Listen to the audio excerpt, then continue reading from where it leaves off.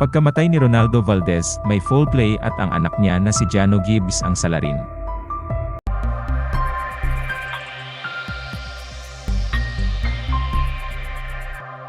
Sean Gaza nagbahagi ng blind item tungkol sa foul play sa kamatayan ng male personality. Si Sean ay isang self-proclaimed na pambansang marites at madalas siyang nagbabahagi ng mga post tungkol sa mga chismis sa showbiz at mga nakakaintrigang kwento. Mapapansin niya ang maraming netizens sa ganitong uri ng post, ngunit may mga tumatawag sa kanya na sawsawero o cloud chaser. Isa sa mga kamakailang post sa social media tungkol sa mga recent issues na ibinahagi niya ay ang tungkol sa breakup ng celebrities na sina Bea Alonzo at Dominic Roque. Nagkomento rin siya sa mga chismis na nag-uugnay kay Ivana Alawi kay Bacolod City Mayor Albi Benitez. Sa kamakailang post sa Facebook sa ilalim ng kanyang Hidden From Profile album, ibinahagi ni Sean ang isang nakakaintriga na blind item na nag-usap tungkol sa diumanoy dahilan sa likod ng pagkamatay ng isang male personality.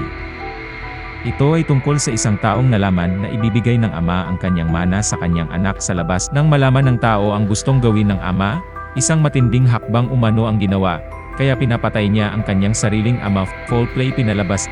Iginiit din niya na marami ang nakakaalam nito, pero ayaw magsalita, dahil maselang usapin ito. Dagdag pa ng social media personality, nagulat at nagtaka ang mga taong malapit sa male personality kung kailan nangyari ang insidente.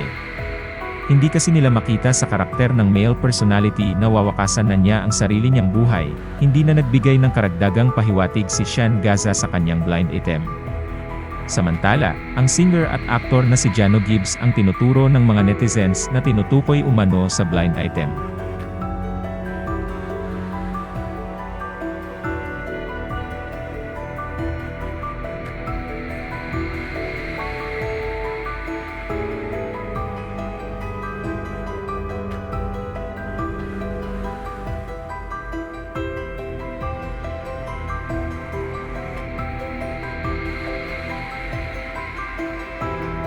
Ngunit ayon sa mga balita, ang mga post mula sa opisyal na Facebook, Instagram, at TikTok account ni Gibbs ay nagpapakita na siya ay nasa Canada noong panahong pumanaw ang kanyang ama noong December 17.